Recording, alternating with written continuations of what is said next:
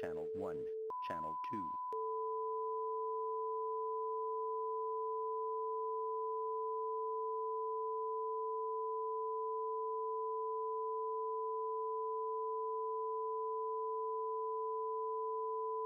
Channel 1, Channel 2.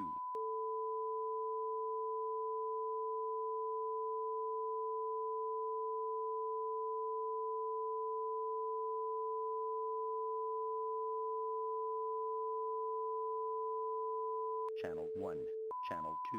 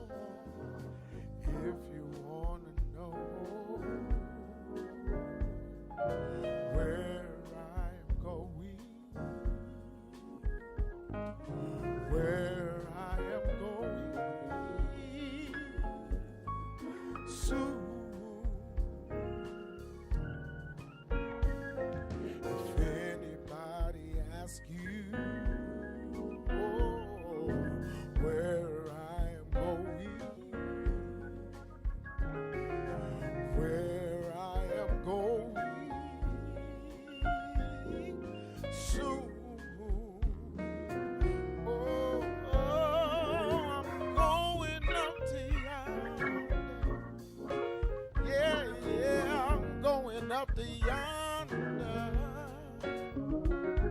I'm going up to yonder to be with my Lord. I can take the pain, the heartache it brings. The comfort is to knowing soon I'll be gone. If God gives me grace, I can run this race till I see my Savior face to face. Oh, I'm going up to yonder. Going up yonder. Going up to yonder. Going up yonder. Oh, I'm going up to yonder to be with my Lord. Oh, I'm going up to yonder. Going up yonder. Hey, going up to yonder. Going up Oh, yonder. Lord, going up to yonder to be with my Lord. See the brother.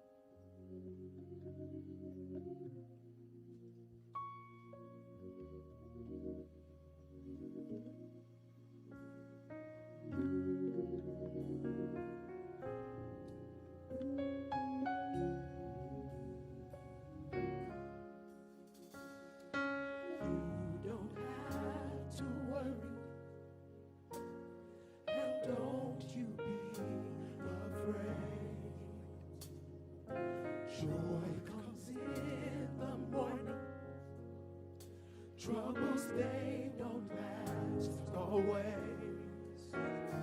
Oh, there's a friend named Jesus who will wipe your tears away. And if your heart is broken, just lift your hands and say, oh, I know that I can make it. I know that I can stand. No matter what may come my way, my life is in your hands. You don't have to worry, and don't you be afraid. Joy comes in the morning. Troubles, they don't last always. For there's a friend named Jesus who will wipe your tears away. And if your heart is broken, just lift your hands and say,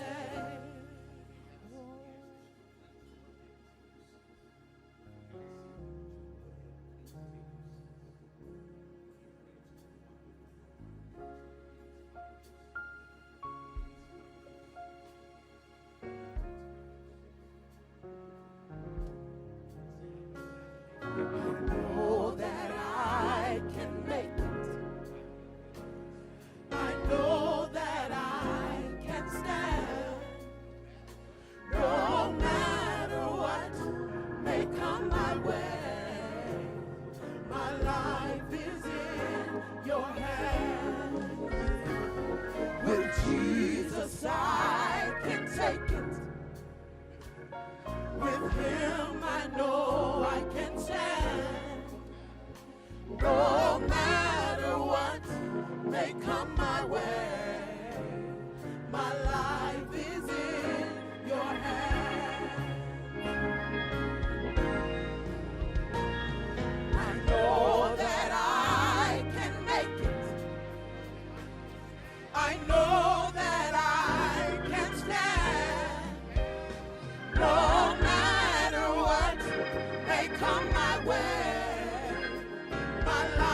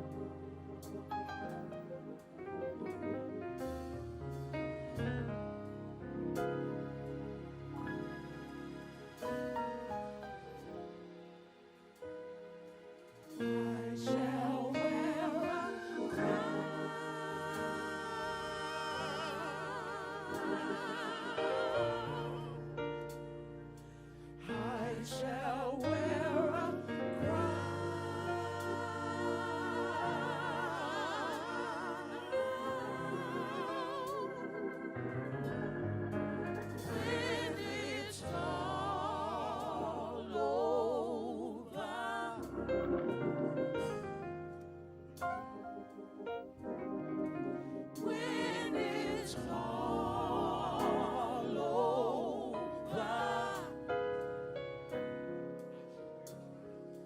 I shall wear a crown.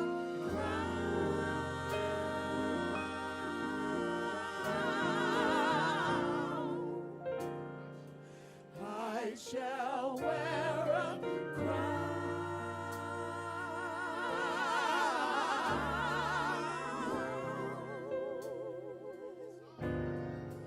when it's all over.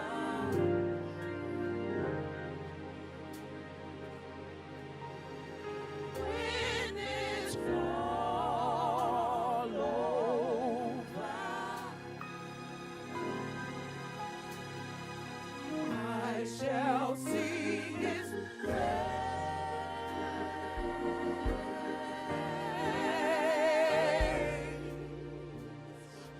I shall see His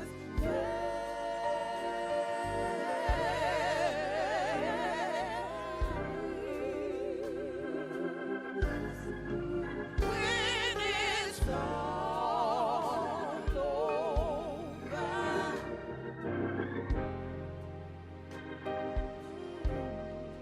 When it's all over,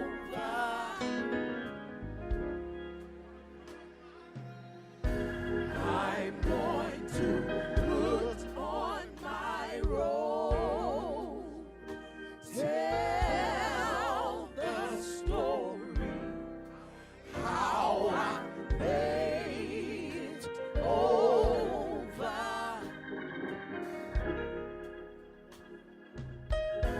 I'm going to put on my robe, tell the story how I made it over.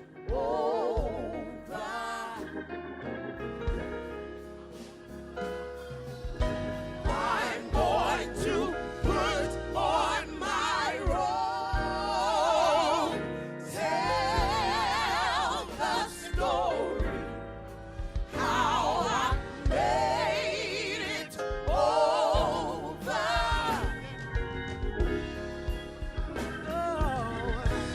I'm going to put on my robe, tell the story how I made it. Good afternoon, ladies and gentlemen. Good afternoon, ladies and gentlemen. First of all, let me say thank you to all of you that This is a Fox News special report. deserve. And if you come here to show them your respect, I'm Eric it really Shawn, shouldn't Fox matter where you News see it. here in New York. We So are thank you so interrupting much the for your programming on cooperation, this Fox station and God to bless bring you. you the first memorial service for George Floyd. His death, of course, has shaken this nation. Floyd died while in police custody. We saw that videotape of police officer Derek Chauvin having his knee on Floyd's neck for almost 9 minutes. Chauvin has now been charged with murder, as have 3 other police officers charged with basically aiding and abetting the death of Floyd. Floyd's death has led to peaceful protests across the country, as well as very troubling disturbances, and is affecting the presidential campaign. It is tearing at the very soul of our nation, has caused millions to reconsider the state of race relations in our country, as well as reflect on the relations between African Americans and whites and others, and call for police reform of departments across the country, considering the violence that many say has been perpetrated on behalf and on African Americans in our country. The service, as you see now, is being held at the North Central University Sanctuary in Minneapolis, where he died. George Floyd was 46 years old. He was born in North Carolina, grew up in Houston, and moved to Minneapolis just a few years ago. He was part of a Christian work program of Resurrection Houston. His pastor, Patrick Dragolo, calls him a, quote, Christ figure. He says George Floyd was a person of peace, sent from the Lord, that helped the gospel go forward. During the service we're about to see, we will hear from the Reverend Al Sharpton, who will give the eulogy. There are many notables in the crowd. Benjamin Crump, the family lawyer for his family, as well as members of Mr. Floyd's family. Senators Amy Klobuchar and Kamala Harris are there, both potential vice presidential nominees for Democratic presumptive nominee Joe Biden.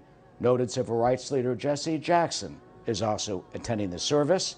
This is the first of several that will honor and pay tribute to George Floyd. There will be another one this Saturday in North Carolina, where he was born. His funeral next week in Houston, expected to be attended by Vice President Joe Biden. Let's now go to the memorial service for George Floyd.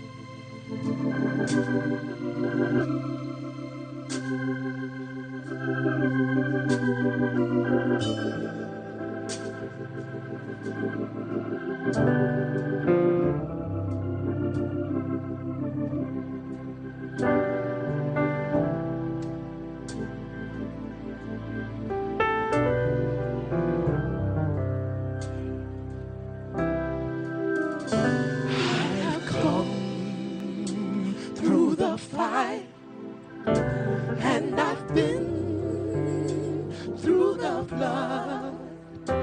I've been broken into pieces, seen lightning flash from above.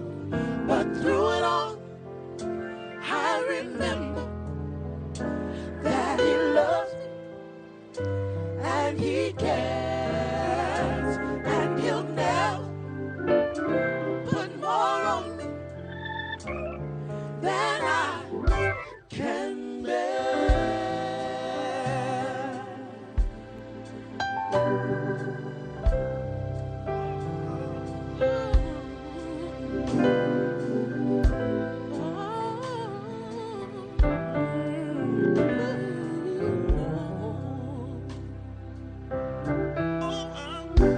I have come through the fire, and I've been through the flood.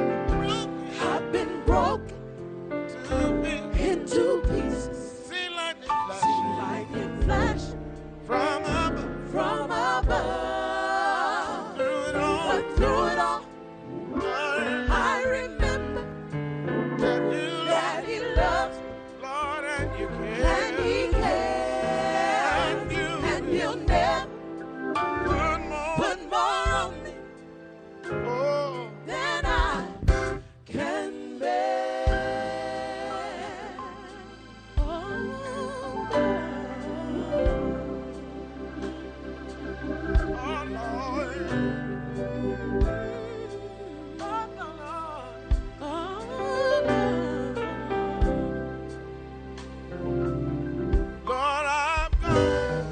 I've come through the fire, and I've been through the flood. I've been broken into pieces, seen lightning flash from above. But through it all, I remember that He loves me, and He cares.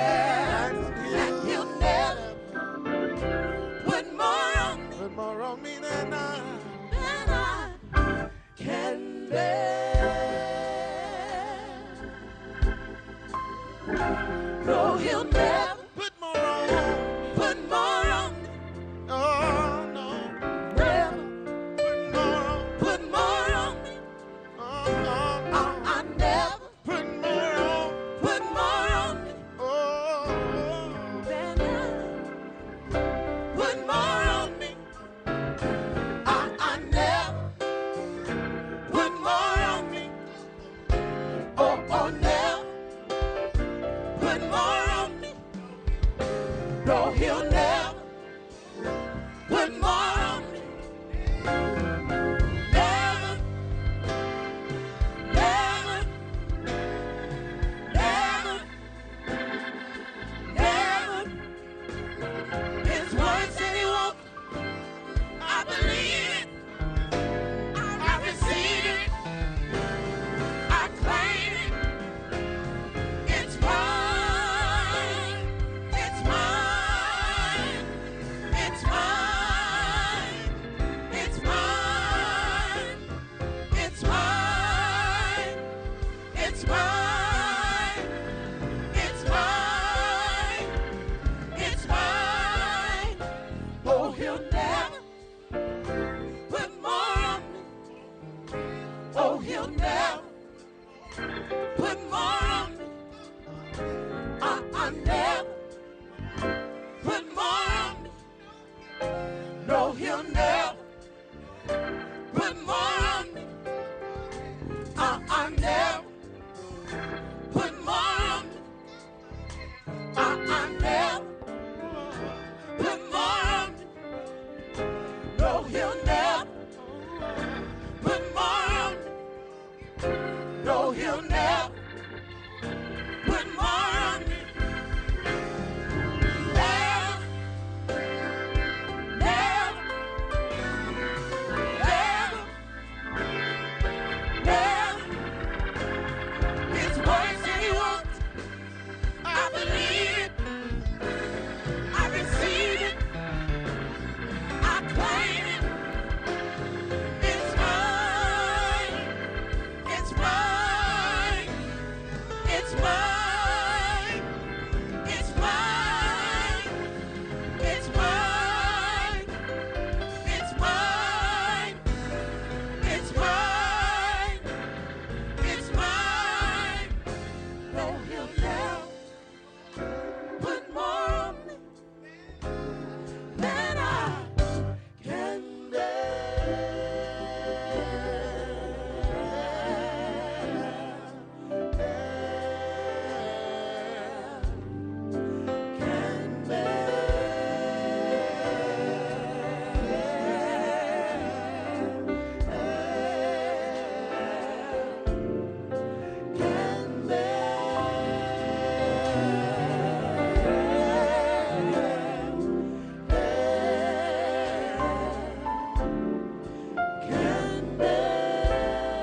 We've been made endure for a night, but joy comes in the morning. No one ever put more on you than you can bear. Oh, no, no, I can't bear. Even though I walk through the valley of the shadow of death, said I will fear no evil. I will fear no evil. For God is with me. Oh, he is with me. Yeah, yeah. We're watching the beginnings of the memorial to George Floyd. It promises to be quite an emotional, stirring event as we hear the wonderful gospel music. His gold coffin there in front, family members, friends, and others, dignitaries who have been invited. The mural that you see that has his name on it and a drawing is a replica of the one that is at the store where he was arrested, where he was killed. That is now a makeshift memorial filled with thousands and thousands of flowers. His daughter is 6 years old, Gianna. She said that, in her words, quote, "Daddy changed the world." There have been a variety of such incidents throughout the last number of years. This one perhaps touching this country more than anyone because of that horrendous videotape that appears to be under the mask on the right, the Reverend Jesse Jackson, who of course was present when Dr. Martin Luther King was killed in 1968 at the Lorraine Motel, when Dr. King, about to go out to dinner at roughly 6 p.m. at night, was yelling down to some of his friends when that shot rang out from James Earl Ray from the boarding house across the way. And with George Floyd's death, some are wondering how much progress has this country made on race relations. A tremendous amount, economically, feeling, perhaps spiritually, but certainly not enough, especially when it comes to, many critics say, police relations. The Reverend Al Sharpton, who has led demonstrations specifically in New York for decades, says that he will use part of his eulogy today to announce a new social movement to begin, and he will call for federal legislation that will deal with what he says is racial injustice by police and some of the problems that the way in which Mr. Floyd was restrained by Officer Chauvin putting a knee on the neck is actually banned by some police departments around the country. In New York City, the NYPD bans what's called a chokehold that helped take the life of Eric Garner in Staten Island. Garner's mother will also be attending this service. She says she felt that it's like attending her son's funeral all over again. Earlier I mentioned who Floyd was. He's now become a national and global symbol of race relations, of injustice, but he has quite a history. In 1992, he was the tight end on the Yates High School football team when they became state champions in Texas. He did have some brushes with the law. Reports say he served some time for robbery back in 2007, but then turned his life around, becoming a dedicated Christian. As I had said earlier, he attended the Resurrection Houston event, part of the Third Ward, being very involved in counseling and dealing with young people and raising people up of that community. The Reverend Patrick Nagualo of Resurrection Houston saying that he was a person of peace sent from the Lord that helped the gospel go forward. The pastor actually likening him now to Christ. He also, because he not only played football, but was a star high school and college basketball player in Florida, became friends with former Houston Spurs star Steven Jackson. And Jackson called him, quote, a gentle giant. Jackson said that George Floyd was a protector, a provider. He wanted everybody to be happy and have a good time. He says George Floyd is going to be the name of change. And his horrible death that we have all seen in that 9-minute videotape certainly has caused many Americans to search their souls, to question their prejudgments, in what some people have held in the past in terms of what we have gone through in the history of this country and how we deal with race relations here in the United States. In fact, it even led to, in Virginia, the statue of a Confederate general, Robert E. Lee, being removed from Richmond near the State House. And we saw former Mayor Frank Rizzo, who was a law and order type of mayor in Philadelphia. That was taken out in the middle of the night. As we've seen these protests and demonstrations continue for more than a week now in cities across the country, and sadly some criminals, I should point out, have taken advantage of these demonstrations for looting. Here in New York City, for example, people have said that there is the professional organizers who people have seen in fancy cars, in teams, loot stores. The president, law enforcement authorities, the FBI also say that Antifa and other activists who are bent on destruction against the United States.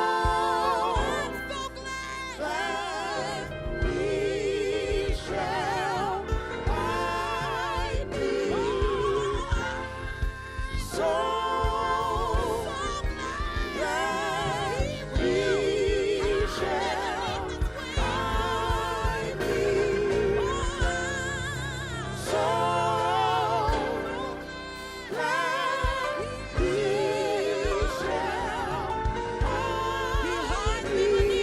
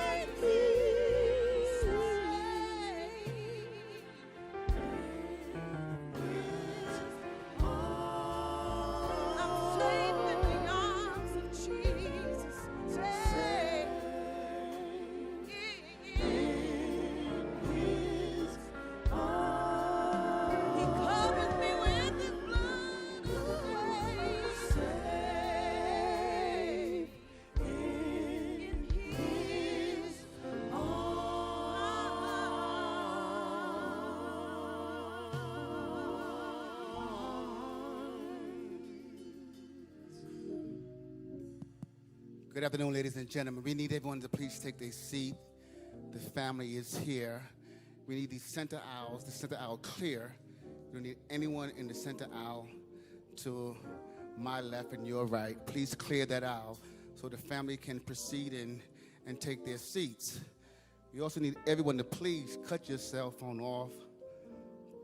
Please cut off your cell phones. And let's receive this family with dignity. Thank you so much for coming.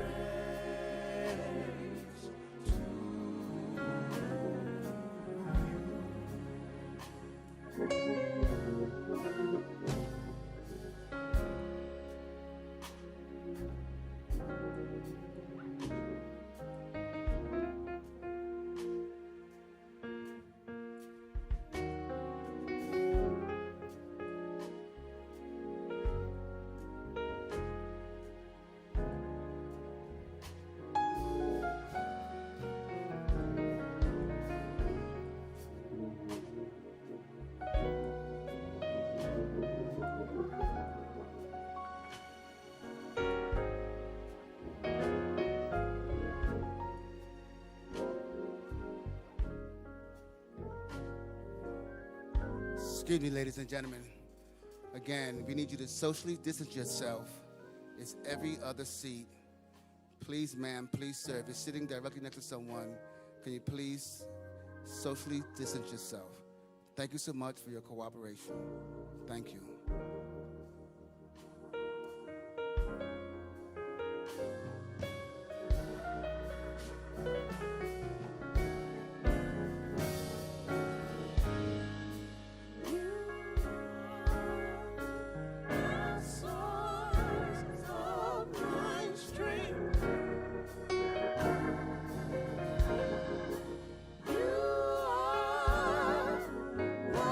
Strength of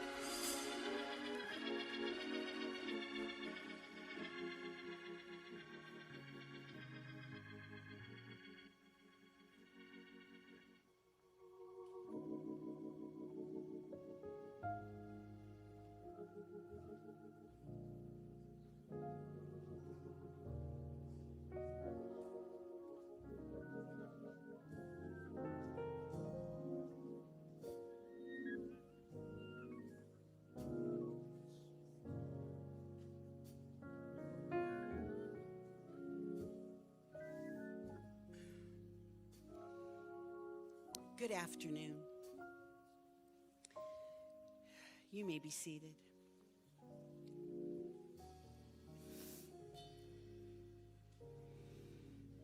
My name is Robin Wilkerson, and I am the co-chancellor of North Central University.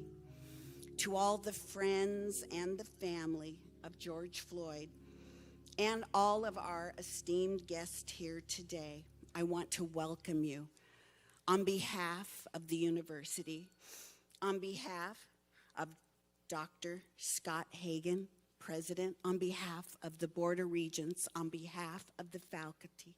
We're so grateful that you're here with us today. And we're honored that you have come to mourn the loss and celebrate the life of Mr. George Floyd. On behalf of everyone here, I want to personally express our deepest condolences for this tragic loss. Now, to open this service, this celebration of his life, we will have a scripture reading from Reverend Jerry McAfee, pastor of New Salem Missionary Baptist Church, followed by an opening prayer from Dr. Scott Hagan, President of North Central University, and a solo by Mrs. Tawana Porter.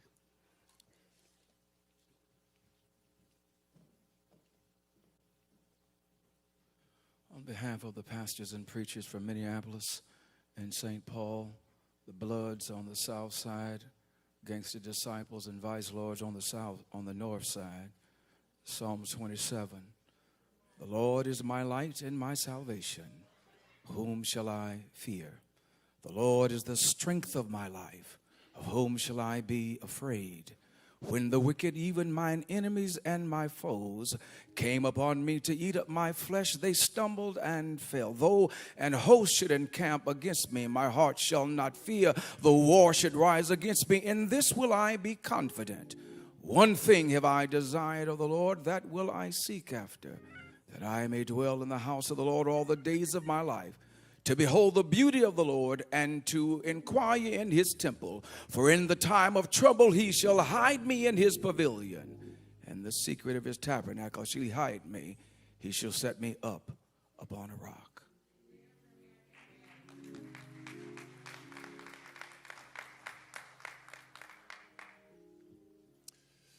Just once again, on behalf of North Central University, I want to welcome the Floyd family to our campus. This is truly an undeserved honor for our university. I've been praying all week that this sacred space would become a table of healing for the Floyd family, for the city of Minneapolis, and for the world that is grieving beyond these walls. In just a moment, I want to offer a brief prayer. But before I offer that brief prayer, I just want to announce, as president of this school, the institution of the George Floyd Memorial Scholarship.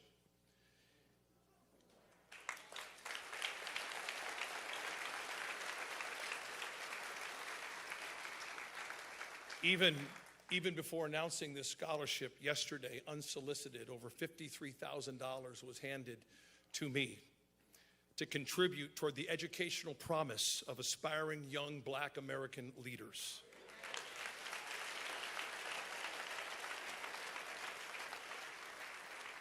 But here's what I really want to say. Far beyond North Central University, I am now challenging every university president in the United States of America to establish your own George Floyd Memorial Scholarship Fund.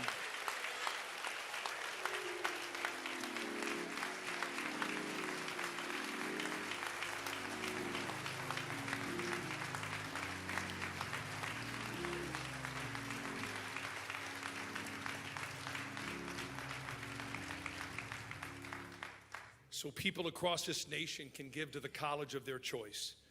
It is time to invest like never before in a new generation of young Black Americans who are poised and ready to take leadership on our nation. So university presidents, let's step up together. I want to invite you now to pray with me, if you will. Lord, your word in Proverbs 31 is dynamically clear.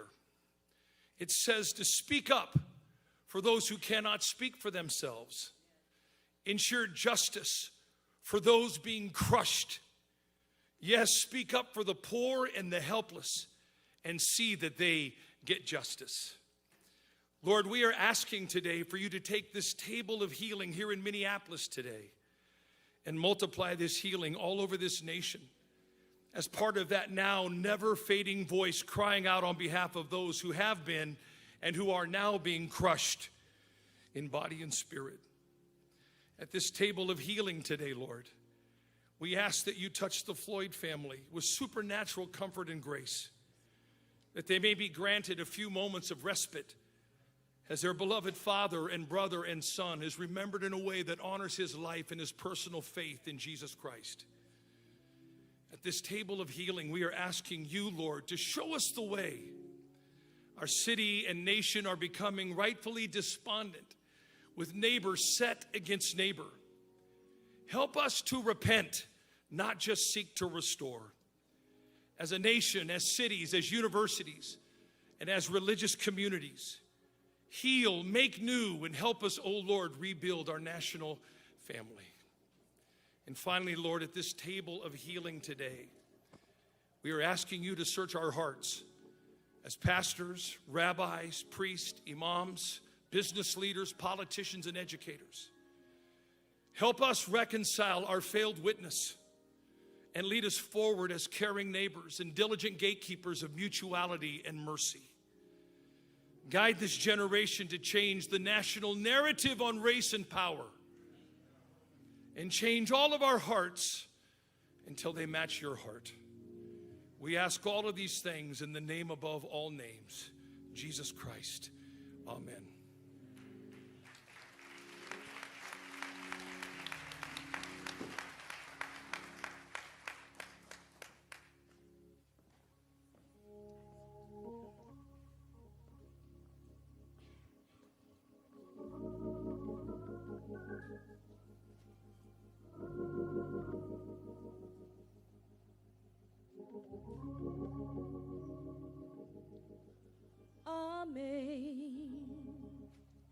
Amazing grace, how sweet the sound that saved a wretch like me. I once was lost, but now I'm found. Was blind, but now I see. 'Twas grace that taught my heart to fear, and grace my fears relieve.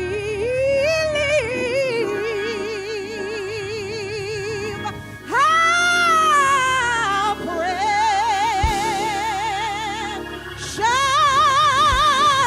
gift that grace appeared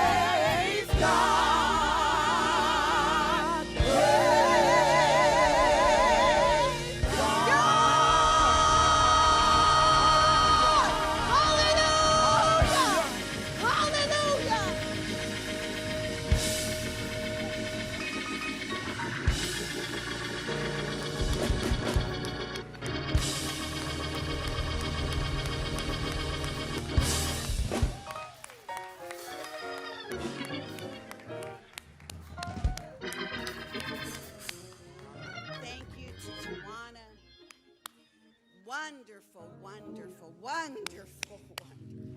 Yes, yes. Thank you, thank you, thank you. We're going to have the opportunity now to hear in just a moment from loved ones, friends, and family of George Floyd. But before that, I would like to welcome to the podium Attorney Benjamin Crump for his remarks. Would you please welcome him? Thank you.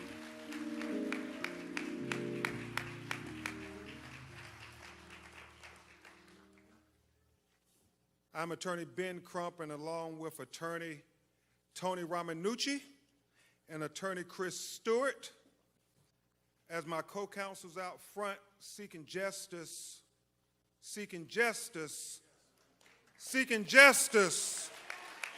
for the family of George Floyd, along with a lot of other great attorneys who are working in the background, who I will mention briefly before we bring up the ones who knew George Floyd all of his life.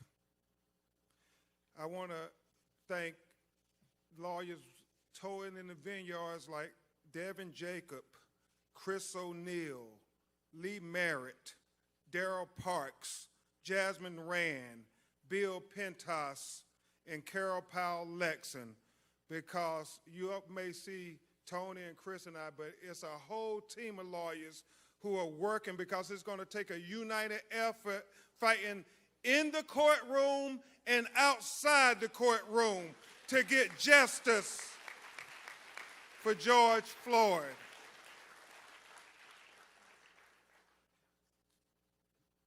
I would tell you all that because of the coronavirus pandemic, we have to stay on a strict schedule, and we all have to do this social distancing.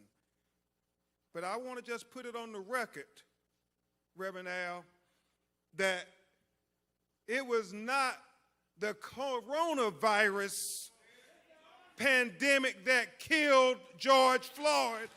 I want to make it clear on the record.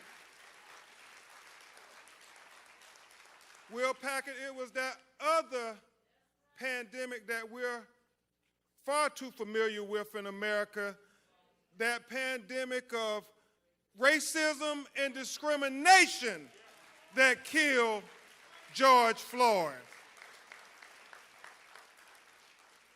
So before we make a plea to justice, we feel it appropriate that you hear from the people who really knew George the boy, knew George the adolescent, knew George the man, and from whence George came. So I would ask that his brother Polonus Floyd, his brother Rodney Floyd, his cousin Sharita Tate, his nephew Brandon Williams, please come to the stage, and I would ask Attorney Tony Ramanucci and Attorney Chris Stewart to come and stand with me behind them as united they tell the world why we should celebrate the life of George Floyd. Please come up, family.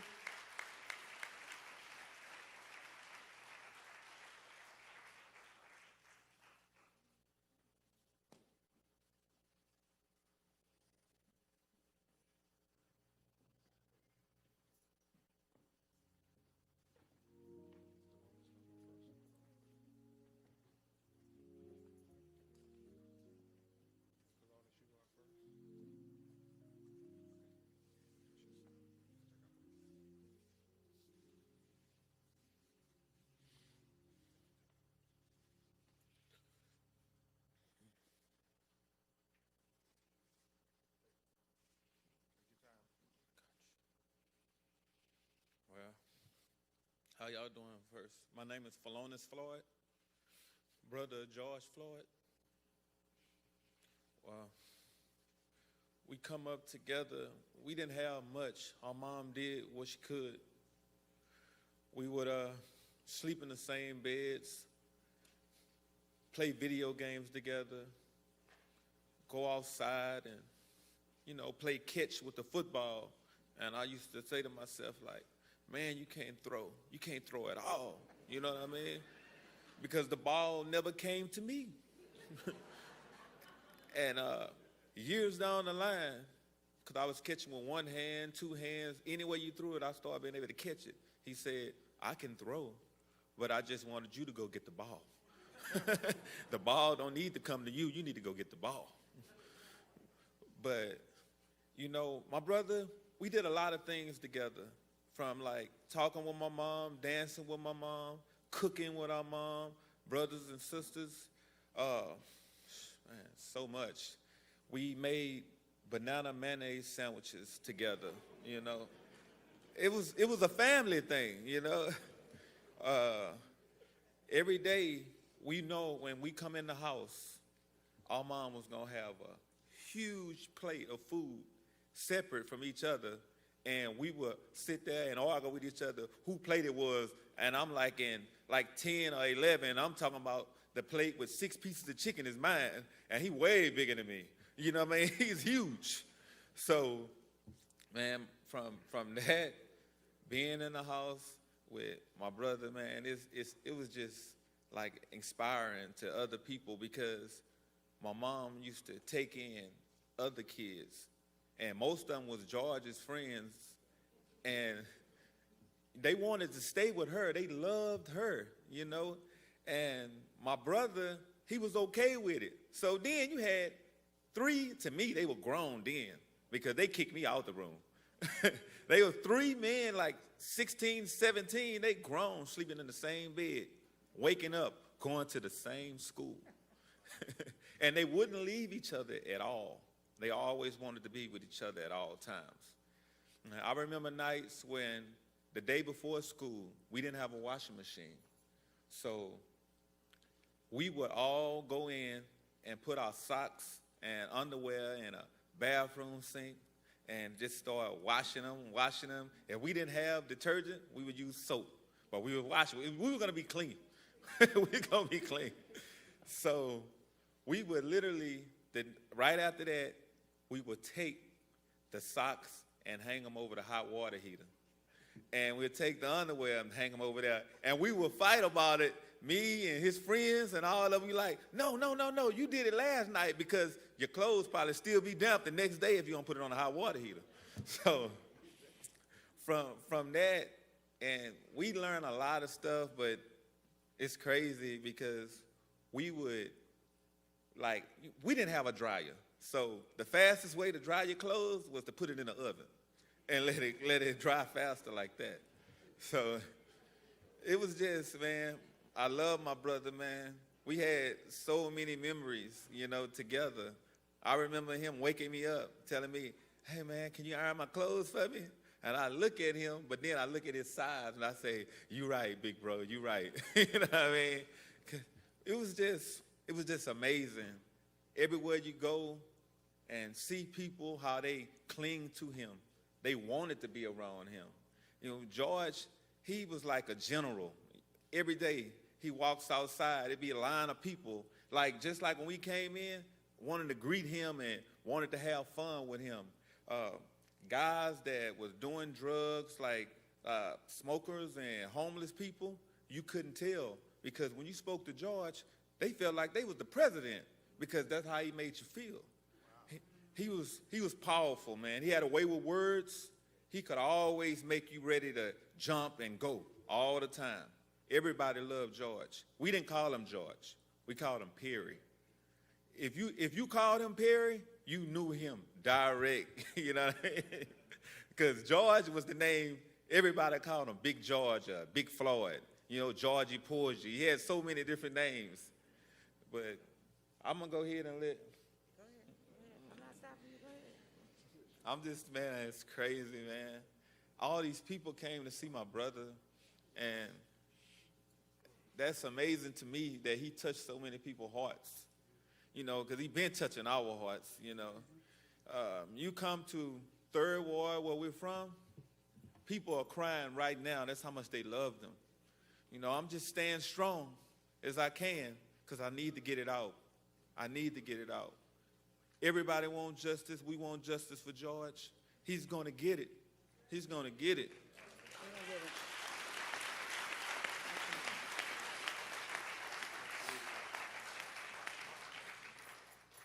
Good afternoon, everyone. I'm just going to echo some of the things that Fallon has talked about, and that is that we come from a long line of large family members. Our mothers were siblings of 13, and if I can kind of fast forward a little bit, my aunt she lived in Houston, and she would always talk about being there, not having any of the siblings close to her. So my mother decided to move to the Houston area back early 80, 81. And so we came to Houston, and we were all excited that we could have somebody close to us, because the only time we really would see each other is like during the holidays or when people would travel to visit my grandmother. Long story short, I mean, we didn't have a whole lot, but we always had each other. And we always were taught that, you know, we could always bring other people into the fold. Always, no one should ever go home without having a meal or having food. And so that's how, as he talked about, my aunt was someone in the community that everybody, they called her Miss Sissy. And all of the kids loved to come over there. And she ended up having, you know, 30 or 40 kids that would come over there because they always knew that they could get something to eat if they came there. And not only food, but they could be loved and they could feel part of a fold. So we were raised to always welcome people in and to embrace other people. And so you could see, as all these people, no matter who you talk to, they will all say the same thing, and that George was somebody who was always welcoming, always made people feel like that they were special, and nobody felt left out. And he would enter into a room. Everybody would feel like they were special. He would embrace them. As I think about the thing that I will miss about him most is his hugs. Like, he was this great big giant, and when he would wrap his arms around you, you would just feel like, you know, everything could just go away. Any problems you had, any concerns you had would go away. So while we're all grieving, I just want to kind of highlight his children, you know, Quincy, Javion, Tanjanika, Tyson, and Gianna, and his 3-year-old granddaughter, Journey. We all need prayer. But if I am honest about it, we are more concerned about his children and his grandchildren. So I ask that you pray for us as we go along this marathon to make sure that justice is served on George's behalf, or Perry as we call him. I ask that you pray for us and especially for their children. Thank you.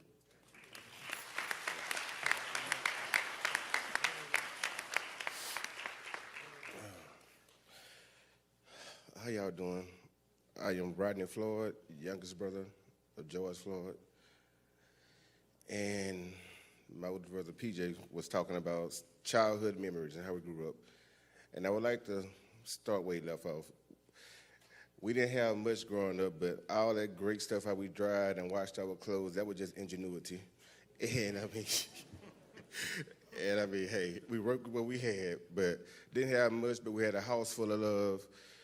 And I mean, I appreciate the love of everyone in here in the state of Minneapolis. Y'all adopted my brother and showed him so much love. And we feel that love in your city and thankfully everybody and plus around the world. It's a beautiful thing, this great love we're receiving. And George Floyd is receiving, because he would love it. I wish he was here in the presence, in the flesh, to see it, because all this great unity, he would bring in the tears like it's bringing us. But share fun remembering my brother, Big Floyd, as y'all know. Oh, cooking-wise, he would make me, honestly, him and the other brothers, 3 gentlemen my brother mentioned grew up in our household. They would say, "Little bro, you make the best grilled cheese. Can you please go make us one?" I mean, if I tell y'all as a little 6 or 7-year-old kid, I did that numerous times. I realized as I got older, y'all just using me. But you know what? But you know, I was just happy to be doing it. But my big brother, I mean, great guy, great gentleman, great man, and as a child, without no father figure, he was big brother, but I didn't see the little stuff they were throwing out. He was doing the best he can, and the mistakes he made, and I watching them, following him, corrected myself as a grown man, as a teenager growing up, and, you know, learning from him how to be a man and everything he instilled us and taught us. He was doing him, but he was teaching us how to be a man because he was in this world already before us. And he gave us a lot of great lessons. And I mean, one thing about a man, keep the definition as is, Floyd, responsibility. He would stand up for his family and friends, and he's great at that. And I want you guys to know that he would stand up for any injustice everywhere. Can y'all please say his name? Thank y'all.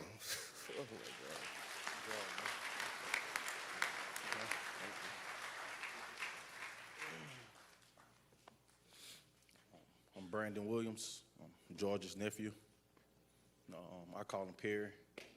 You know, we happen to share the same middle name for some reason. My mama wanted to name all of us after some of her siblings, and coincidentally, I ended up with George. Growing up, I mean, I'm a lot younger than them, but my grandmother raised me. I didn't have a father figure present in my life, so I grew up in the same house with them. And, you know, my uncles were more of a father figure in my life. And with Perry being the alpha male, you know, I gravitated to him. Coming up, I played sports. He did. You know, that kind of connected us and brought us real close. I'm trying not to be sad. This is a lot harder than I thought it would be. I just remember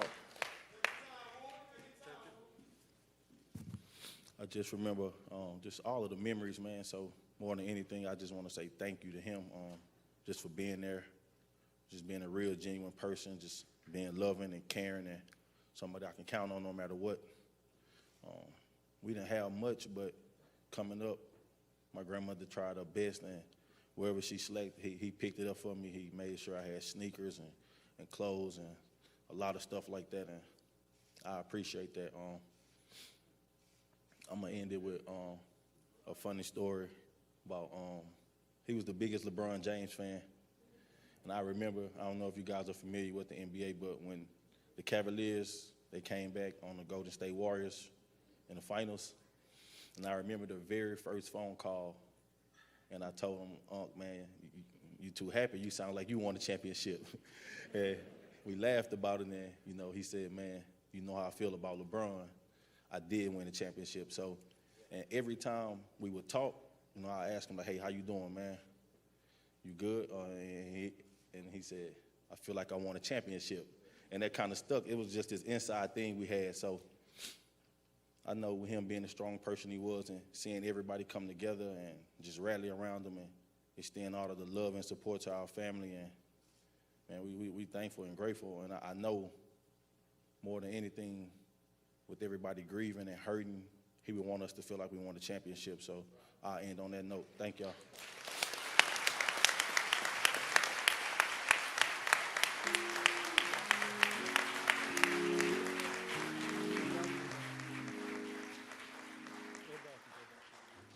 Y'all, please give his family another round of applause. Please show them love. Show them love.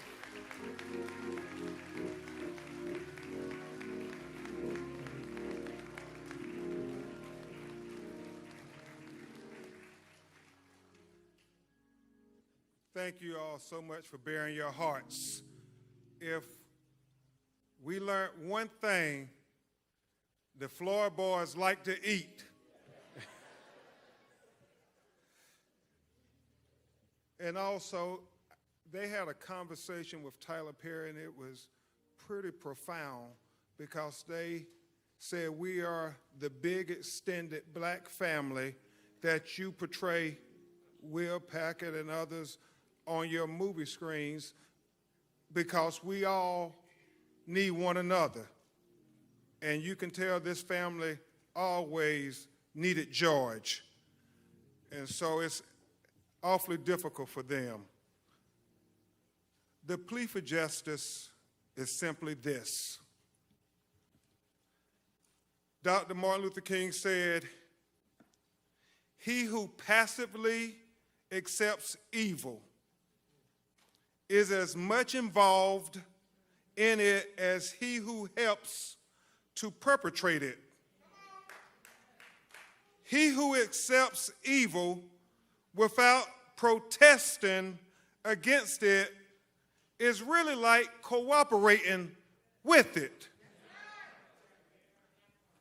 You know, T.I., on that video, what we saw was torture. Reverend Jackson, what we saw in that video was inhumane.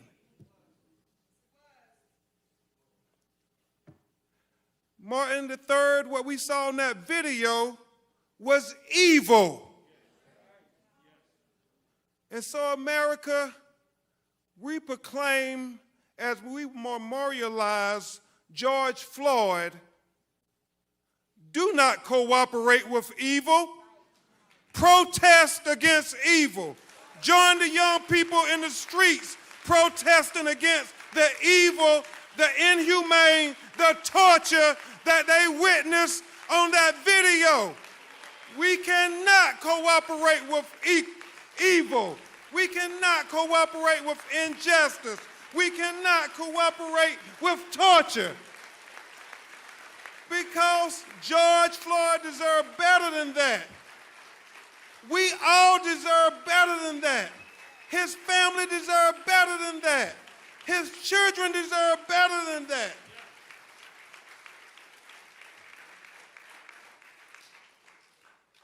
Steve, all George wanted from life is what any of us want. As Thomas Jefferson said in the Declaration of Independence, the unalienable rights endowed by our Creator, Tyrese, to life, liberty, and the pursuit to be happy on this earth. That's all George was asking for, like any and all of us. But he was denied those rights. And we will seek justice in his name. We will all, united as a people who are God's children, seek justice in his name.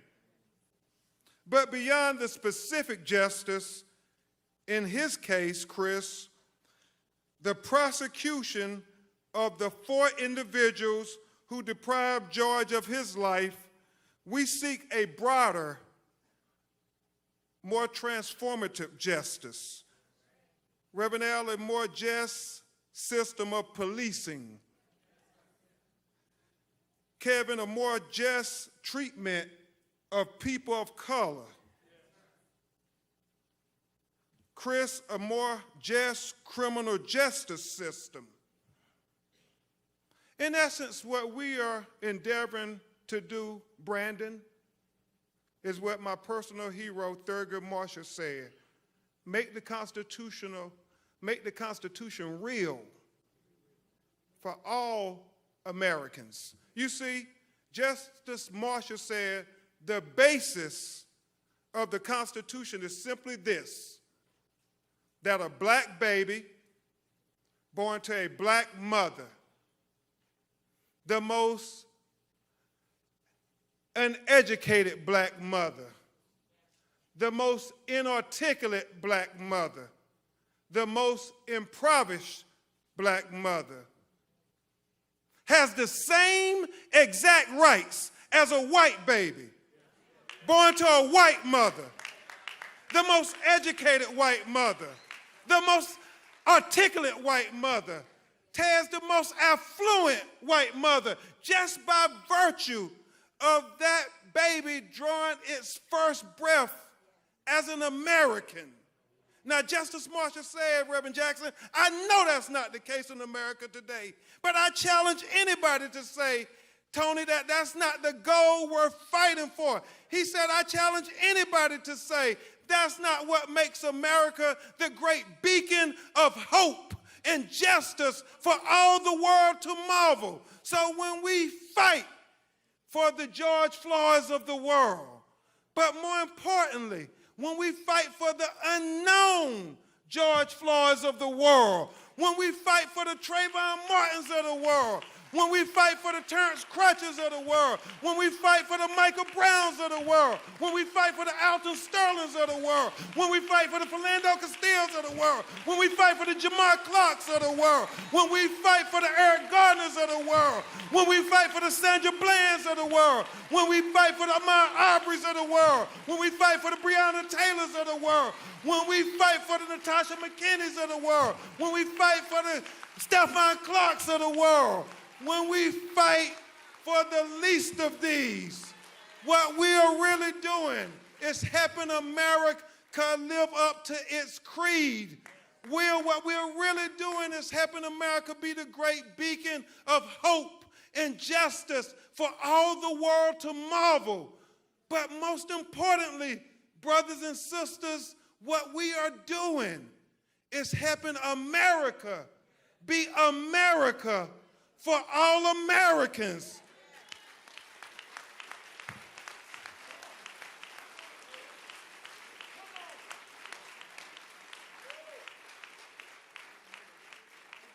What we want, T.I., is not two justice systems in America, one for black America and one for white America.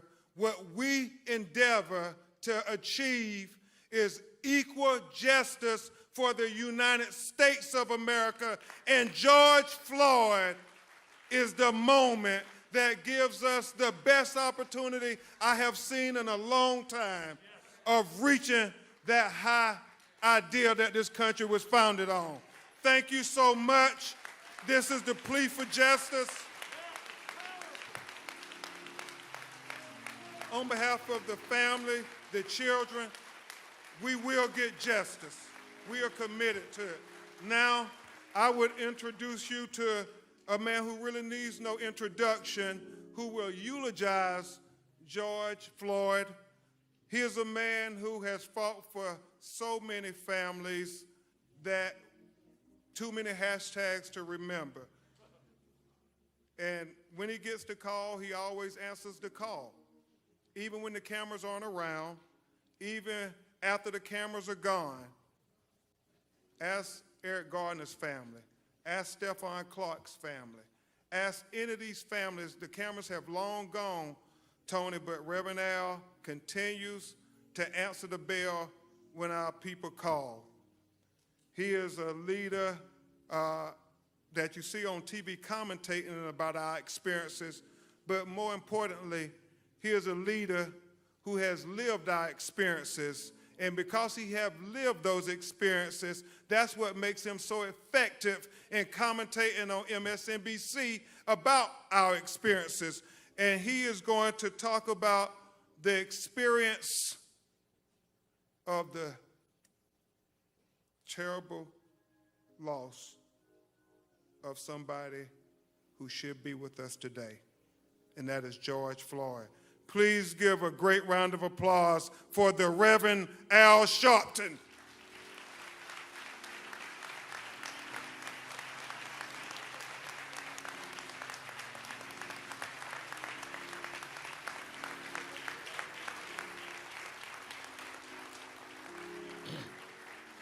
Thank you.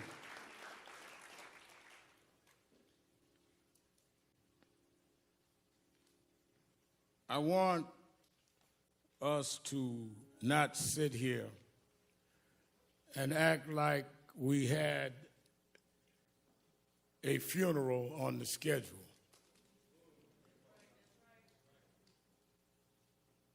George Floyd should not be among the deceased.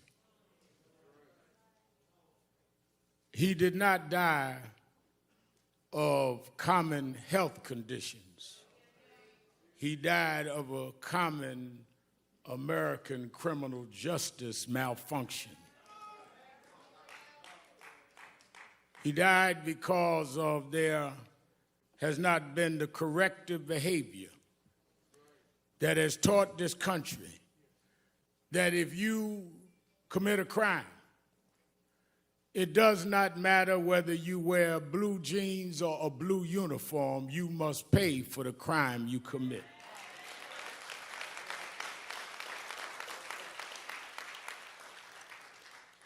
So it is not a normal funeral.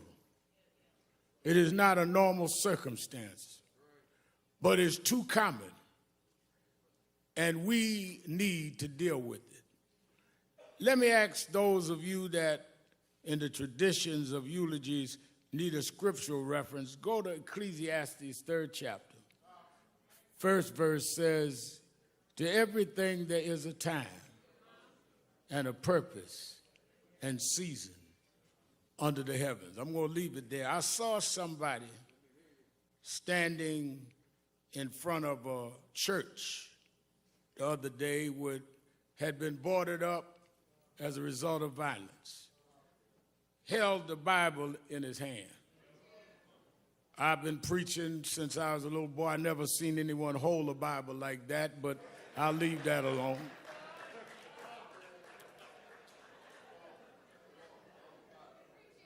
But since he held the Bible, if he's watching us today, I would like him to open that Bible.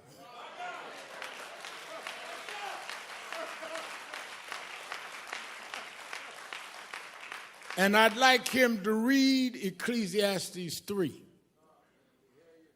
To every season, there's a time and a purpose.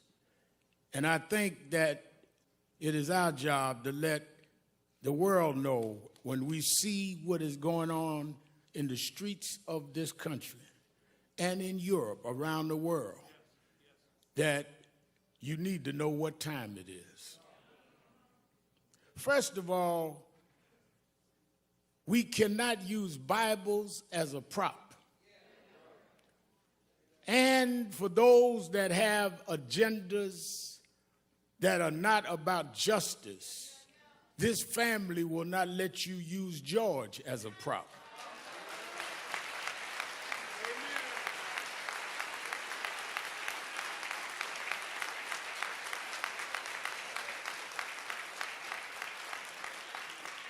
If you want to get your stuff off, don't use him. Let us stand for what is right. Because when I got the call from Attorney Crump, and usually when he calls me, it's not to find out how I'm doing. It's usually because something happened that he wants National Action Network and I to get involved. And he explained to me what was happening with this case.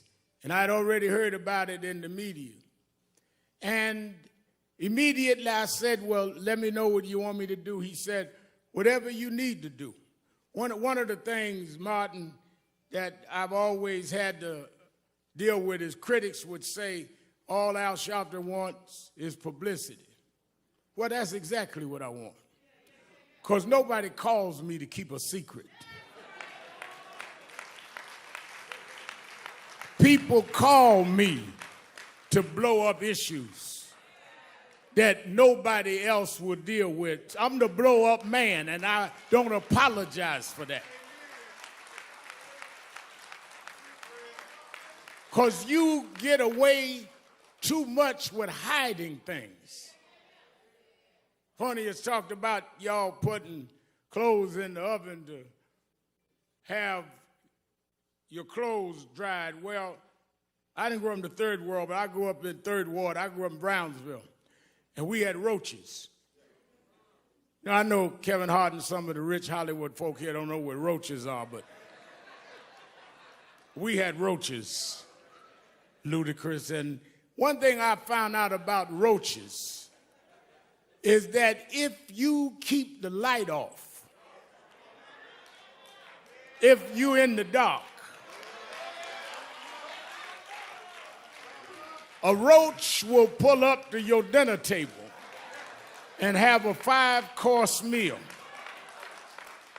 So I learned one of the ways to deal with roaches is if you cut the light on, I could run them roaches and track them down. And I've spent all my life chasing roaches all over this country.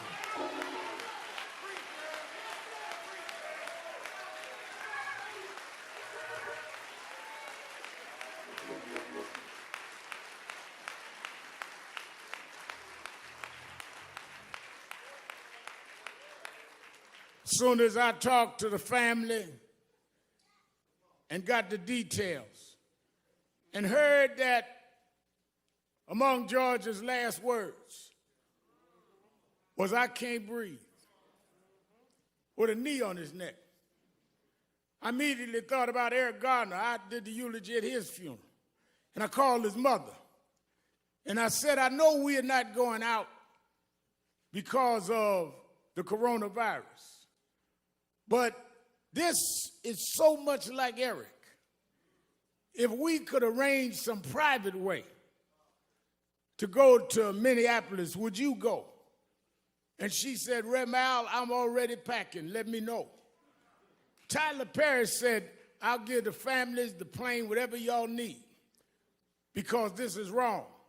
Robert Smith said, "Don't worry about the funeral costs." People across economic and racial lines started calling and getting in. And we flew out here, her and I, last Thursday. And when I stood at that spot, the reason it got to me is George Floyd's story has been the story of black folks.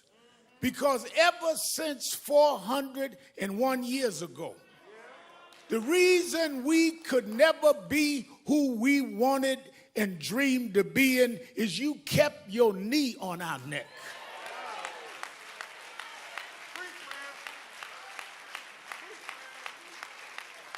We were smarter than the underfunded schools you put us in, but you had your knee on our neck. We could run corporations and not hustle in the street, but you had your knee on our neck. We had creative skills. We could do whatever anybody else could do, but we couldn't get your knee off our neck.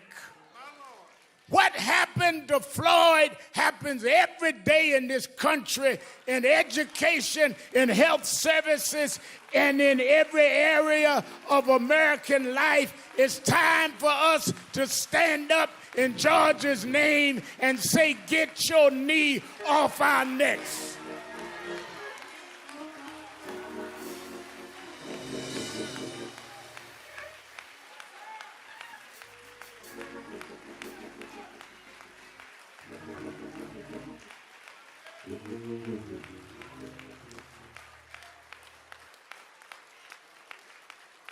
That's the problem, no matter who you are.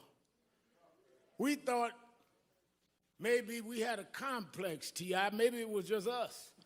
But even blacks that were broke through, you kept your knee on that neck. Michael Jordan won all of these championships, and you kept digging for mess because you got to put a knee on our neck. White housewives would run home to see a black woman on TV named Oprah Winfrey, and you mess with her because you just can't take your knee off our neck.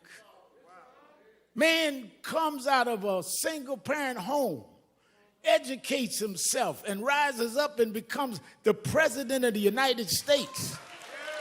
And you ask him for his birth certificate because you can't take your knee off our neck. The reason why we're marching all over the world is we were like George. We couldn't breathe, not because there was something wrong with our lungs, but you wouldn't take your knee off our neck. We don't want no favors. Just get up off of us, and we can be and do whatever we can be.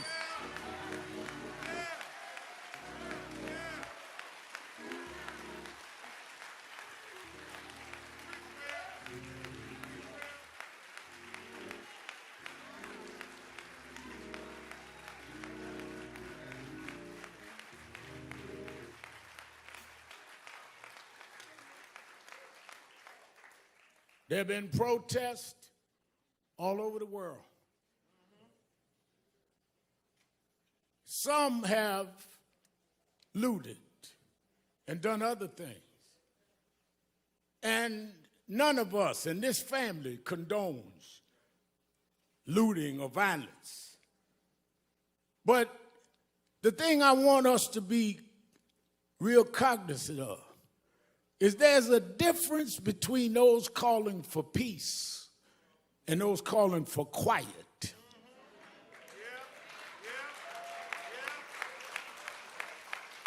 Some of y'all don't want peace. You just want quiet. You just want us to shut up and suffer in silence. The overwhelming majority of the people marching wasn't breaking windows. They were trying to break barriers. They wasn't trying to steal nothing. They were trying to get back the justice you stole from us. Those that broke the law should pay for whatever law they broke, but so should the 4 policemen that caused this funeral today. We don't have a problem denouncing violence, Mr. Governor. We don't have a problem, Mr. Mayor, denouncing looting. But it seems like some in the criminal justice system have a problem looking at a tape and knowing there's probable cause, and it takes a long time for you to go and do what you see that you need to do.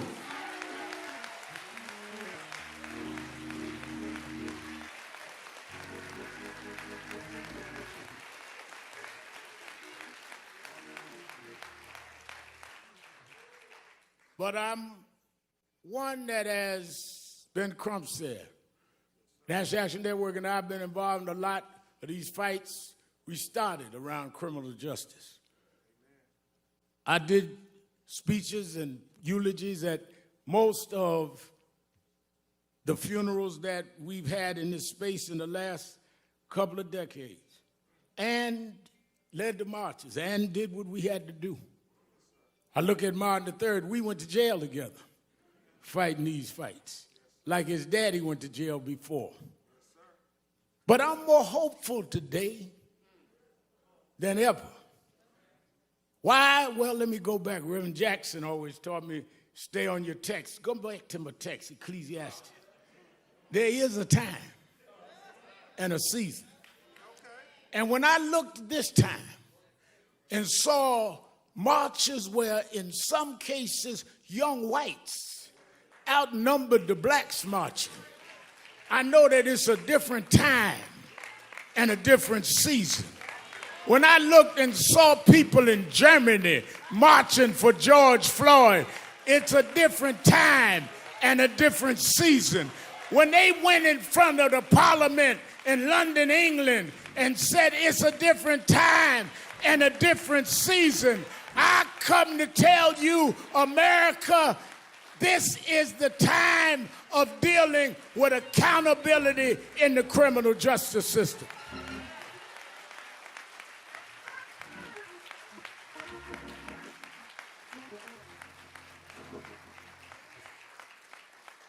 Stephen, years ago, I went to march.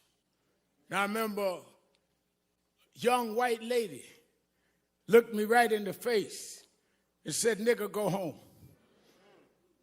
But when I was here last Thursday, and Miss Carr and I was headed back to the airport, I stopped near the police station.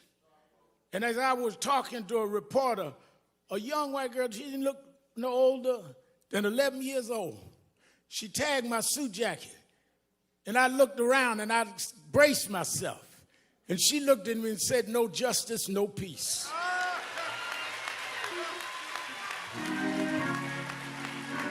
It's a different time. It's a different season. And if my Bible carrying guy out in front of that boarded up church, if I got him to open up the Bible, I want you to remember something. You know, I was late last October to an appointment because the time changed.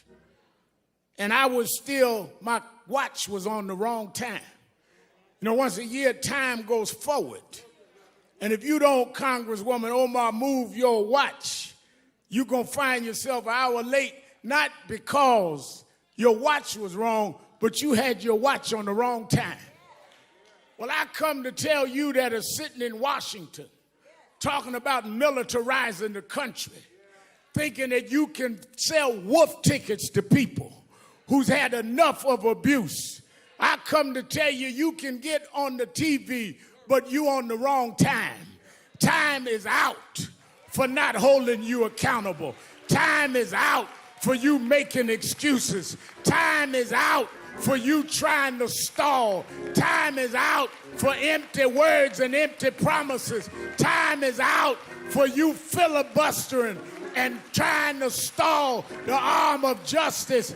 This is the time. We won't stop. We're going to keep going until we change the whole system of justice.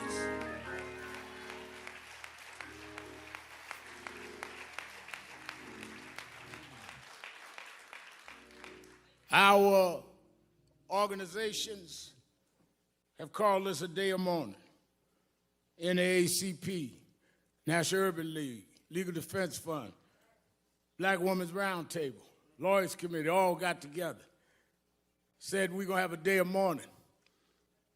But then we're going to come out this day of mourning, because as some of our experts, Sherilyn Eiffel and others that know the legal field, have outlined a legal process that we must enforce, everything from residency to dealing with police backgrounds not being hidden. I talked to Governor Andrew Cuomo today in New York. He says we got to change 58 where the backgrounds are stopped of policemen. We need to know if they stop you, they find out everything you ever did. Why don't we know when policemen have a pattern?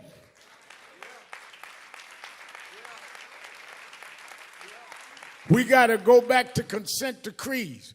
Under the Obama administration, they had put certain cities with patterns and practice under consent decrees.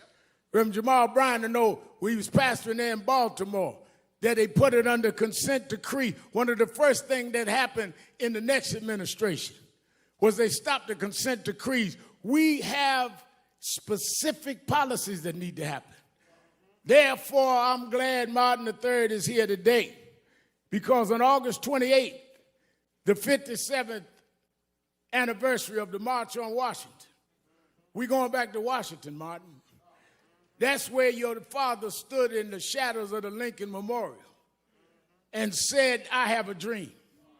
Well, we're going back this August 28th to restore and recommit that dream, to stand up, because just like at one era, we had to fight slavery. Another era, we had to fight Jim Crow. Another era, we dealt with voting rights. This is the era to deal with policing and criminal justice. We need to go back to Washington and stand up, black, white, Latino, Arab, in the shadows of Lincoln, and tell them this is the time to stop this.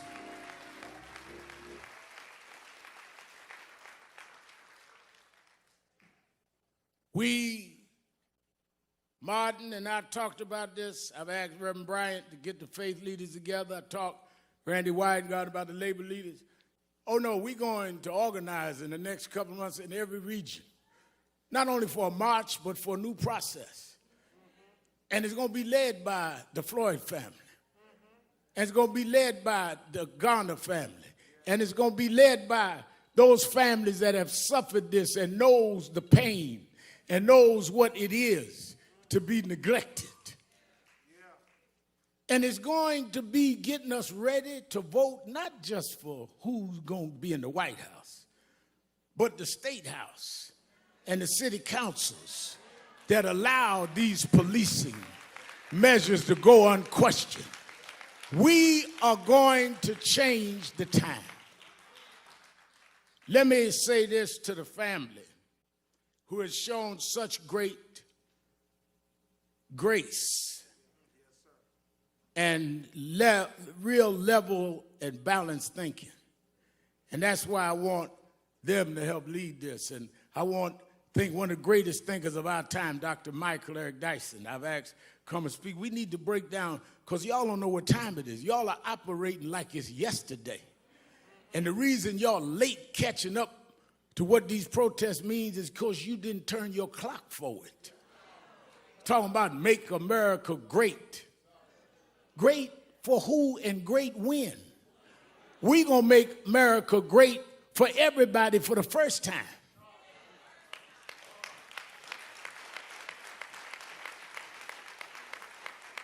Never was great for blacks. Never was great for Latinos. Wasn't never great for others. Wasn't great for women. Your own women had to march to get the right to vote.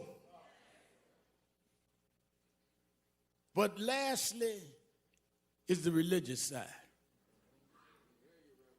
I was reading and kept thinking about how I was a little embarrassed because when I heard that George, at this point of suffering this brutal attack, called for his mama, I said to Attorney Crump, I said, well, I appreciate talking to his brothers and them on the phone, but I want to talk to his mother. He said his mother passed. I said his mother passed, but he was calling for his mother. And I thought about it because I was raised by a single mother. And sometimes the only thing between us and our conditions was our mothers. Sometimes the only thing that we had that would take danger away was our mothers. The only ones that would make sure the food was on the table was our mother. I know why George was calling for mama. But then as I had got that all placed in my mind and I realized why I was always calling her. My mother died 8 years ago, but I still try to talk to her. Sometimes just dial a cell phone to hear the voicemail of her phone that I never cut off. I still want to reach out to mama. But talking to Quincy last night, one of his 5 children, Quincy said, you know, I was thinking maybe he was calling his mother because at the point that he was dying, his mother was stretching her hands out, saying, come on, George. I'll welcome you where the wicked will cease from troubling, where the weary will be at rest. There's a place where police don't put knees on you, George. There's a place that prosecutors don't drag their feet. Maybe mama said, come on, George. There's a God that still sits high, but he looks down low and he'll make a way out of no way. This God is still on the throne. The reason we can fight, I don't care who's in the White House, there is another house that said if we'll fight, he'll fight our battles. If we stand up, he'll hold us up. So as we leave here today, I say to this family, I know that years ago we told them, Reverend Jackson told us, keep hope alive. Then I know that President Obama wrote a book about hope. But I want you to know in my life, there's times that I lost hope. Things can happen like this that'll dash your hope. But there's something that is sister to hope called faith. Faith is the substance of things hoped for, the evidence of things unseen. Faith is when you got a pile of bills and no money, but you say he will provide all of my needs. Faith is when you got no medicine in the cabinet and you're sick in your body, but you say he's a doctor that never lost a patient and he'll dry tears from my eyes. Faith is when your friends walk out, when your loved ones turn their back, but you say, I don't believe he brought me this far to leave me now. We didn't come this far by luck. We didn't come this far by some fate. We come this far by faith, leaning on the Lord, trusting in his holy word. He never failed me yet. From the outhouse to the White House, We come a long way. God will. God shall. God will. God always has. He'll make a way for his children. Go on home, George. Get your rest, George. You changed the world, George. We're going to keep marching, George. We're going to keep fighting, George. We done turned the clock, George. We're going forward, George. Time out. Time out. Time out.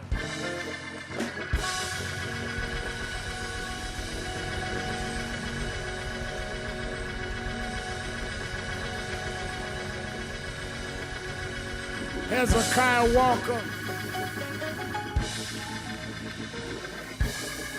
We ask gospel great Hezekiah Walker sing a song for the family. After which, Derek Johnson of the NAACP asked me, Attorney Crump, we're going to stand for 8 minutes and 46 seconds. Though that was the time that George was on the ground. And we want you all over the world to stand with us for 8 minutes and 46 seconds and make that commitment for justice in the name of George. I want to thank the members of the Congressional Black Caucus for being with us. Won't you stand?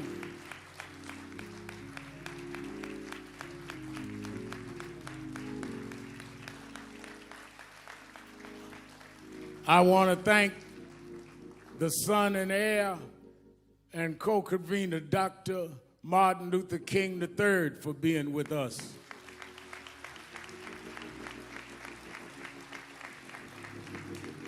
I want to thank the mayor and the governor and their brides for being with the family. Senator Amy Klobuchar of the state of Minnesota. I want to thank my mentor and one who's fought this fight for more than a half a century. Reverend Jesse Lewis Jackson is with us. And his spokesman for Rainbow Push, Jonathan Luther Jackson. I want to thank from the entertainment world, Kevin Hart. He told me don't mention he's here, so don't clap. Stand up, Kevin. We joke each other. Brother Beloved, stand up, brother. Brother Ludacris.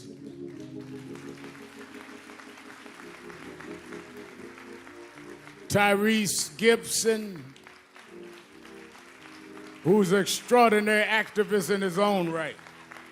Master P.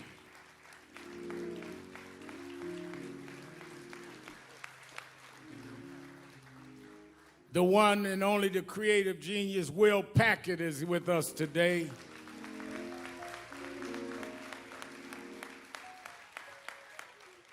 And a brother that we've marched together and done a lot of things. He does not just put his name on somebody's petition. He puts his body on the line. Brother T.I. is in the house.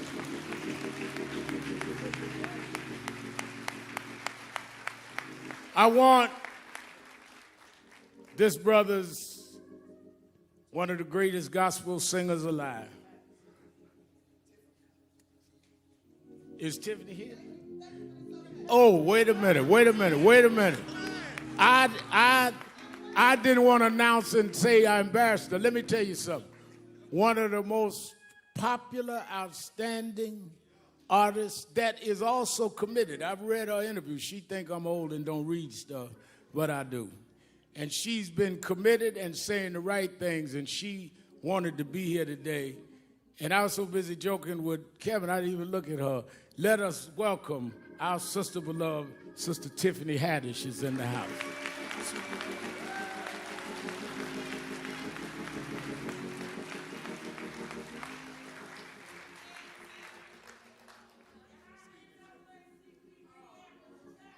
Well, I'm going to announce all the rest. Wait a minute. Y'all don't start introducing folk. I got them all. Let us hear a selection from Brother Hezekiah Walker. God bless everybody. Let's have some church for a little while. Y'all ready to have some church? I came all the way from Brooklyn, New York to do this for George and the family. The song says, every praise, amen, is unto our God. Let's do it. Come on, let's stand to our feet, everybody. Come on. Come on. Put your hands together. Come on. Come on, come on, come on.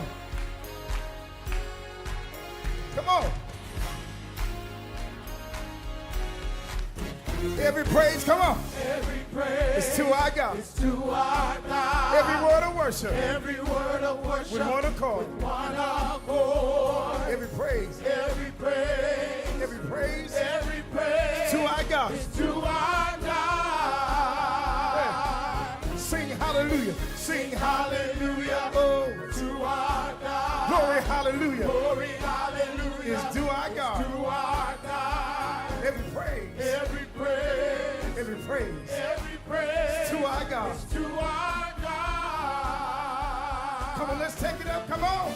Every praise. It's to our God. Is to our God. Put them hands together. Come on. Every word of worship. With one accord. With one accord. Come on. Every praise. Every praise. Every praise. Every praise. To our God. Is to our God. Look at your neighbor and say, sing hallelujah. Sing hallelujah. Oh. To our God. Glory hallelujah. Glory hallelujah. It's to our God. To our God. Come on. Every praise. Every praise. Every praise. Every praise. To our God. To our God. Come on, my people. Let's take it up one more time. Come on. Every praise. It's to our God. Every word of worship. Every word of worship. With one accord. With one accord. Every praise. Every praise. Every praise. Every praise. To our God. To our God.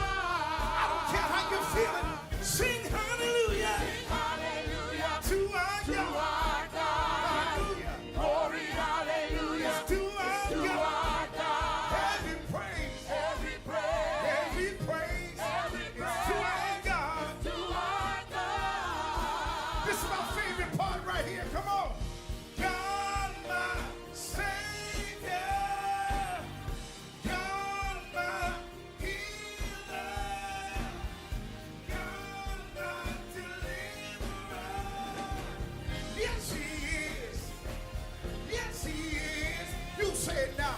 God, my Savior. God, my Savior. God, my healer. God, my healer. God, my deliverer. Yes, He is. Yes, He is. Yes, He is. Yes, He is. God, my Savior. God, my Savior. God, my healer. God, my Yes, I- healer. God, my deliverer. God, my deliverer. Yes, He is. Yes, He is. Yes, He is. Yes, He is. Yes, He is. Yes, He is. Yes, He is. Yes, He is. Every praise Every praise. to our God. To our God. Every word of worship Every word of worship. with one accord. One accord. Every praise. Every praise. Every praise. Every praise. Every praise. Every praise. Every praise. Every praise. All of my worship. Every praise. All of my praise. Every praise. When you see me dancing. Every praise. Every praise. Every praise. When you see me shouting. Every praise. Every praise. Every praise. Every praise. Every praise. Every praise. Every praise. Every praise. Every praise. Every praise. Every praise. To our God. To our God. Every praise. Every praise. Every praise. To our God. To our God.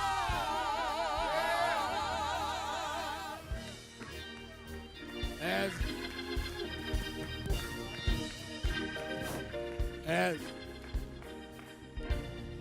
Mike, all right, as we remain standing, I want to recognize Clyde Bellecourt of the American Indian Movement.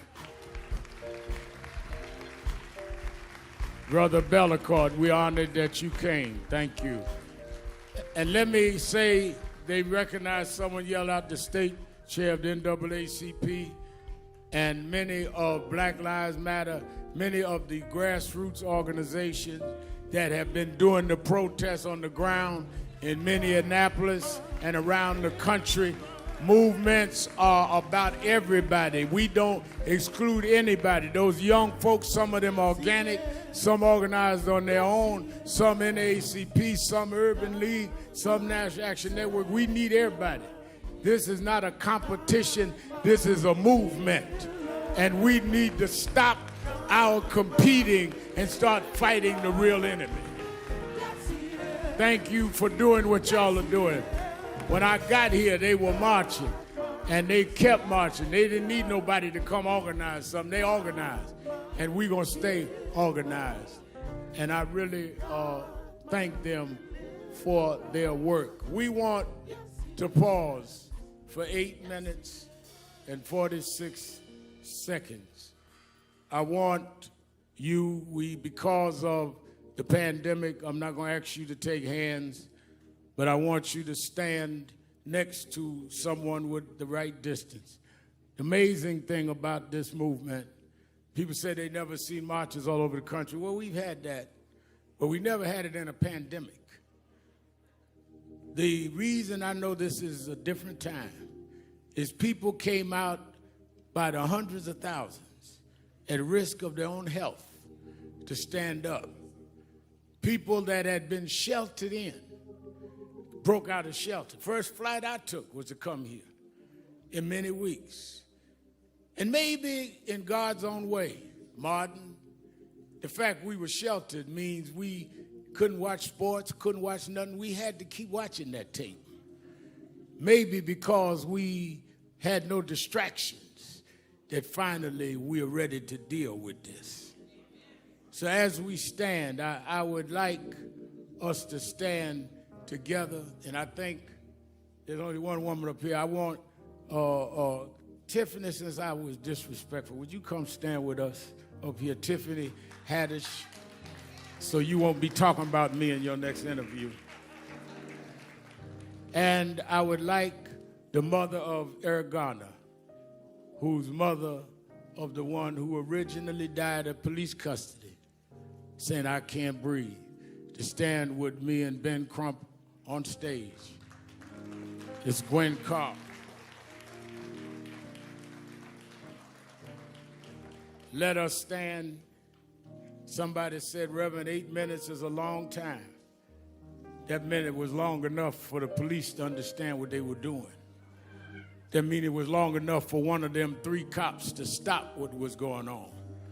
That means it was long enough for whatever this officer had in mind for him to rethink.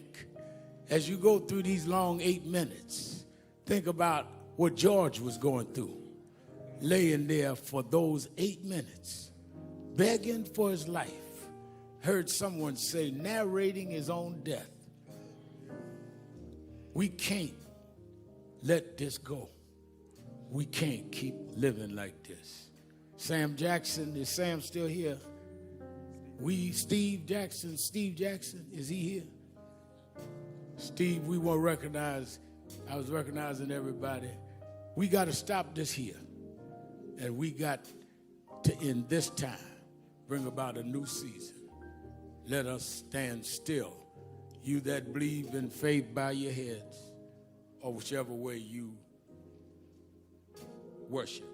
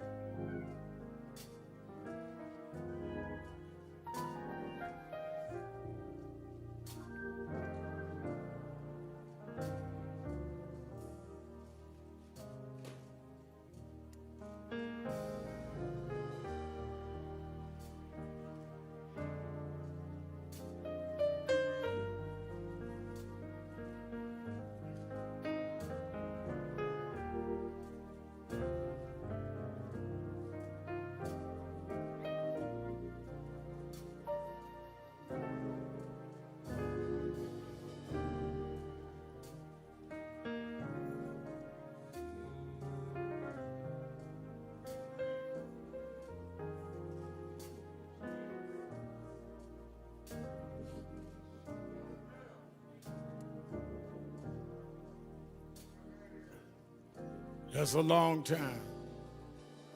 If we've calculated with the clock here, that's how long he was laying there. There's no excuse. They had enough time. They had enough time. Now, what will we do with the time we have? As we usher the family out, please let us take them out first. They have to prepare to go to North Carolina and then back Houston, where we will do the final services. They appreciate you all for coming. Let everybody else be seated but the family. Reverend Bryant, will you come quickly? Give us a benediction. Just a benediction. And we're going to take the family out. Everyone else remain in your seats.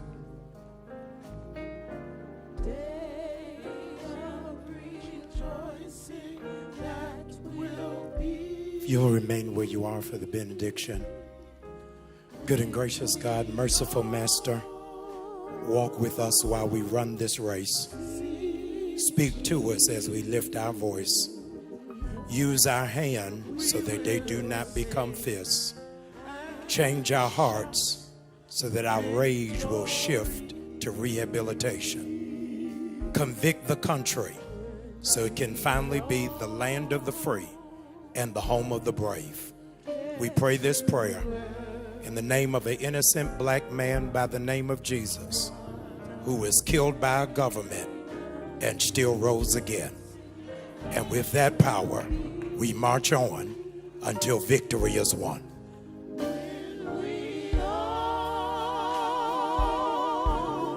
Let's usher the family. Excuse me, we need everyone to be seated except the family. Please, everyone, please be seated except the family. Let's, please, everyone, please remain in your seat as we escort this family out. Thank you so much. Please, we need everyone to remain seated.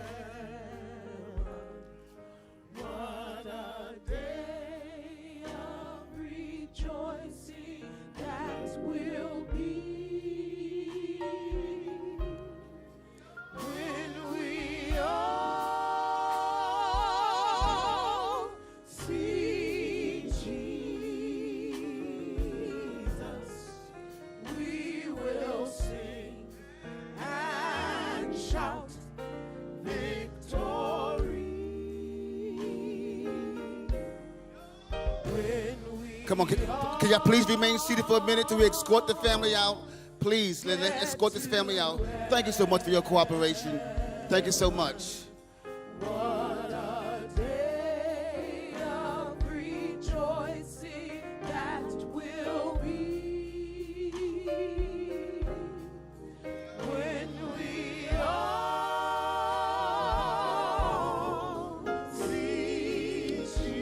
Family has grown. We will sing and shout victory. We will sing. Please, let's let the family leave, please. Can we please let the family exit the building? Thank you for respecting this family. Thank all those who respected the family. We will sing and shout victory. We will sing and shout victory. We will sing and shout victory. We will sing and shout victory. We will sing and shout victory. Thank you so much. God bless you all.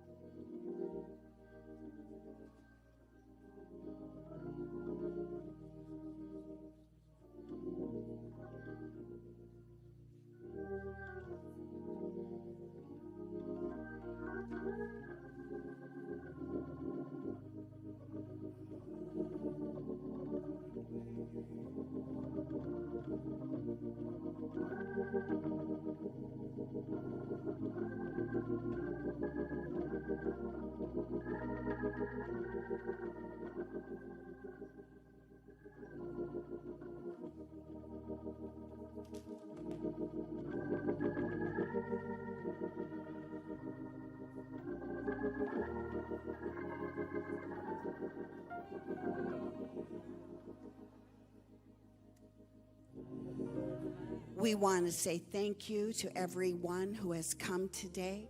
We want to say how much we appreciate taking your time, and we are dismissed at this time, and make your way safely and respectfully as you depart from the sanctuary. Have a wonderful day.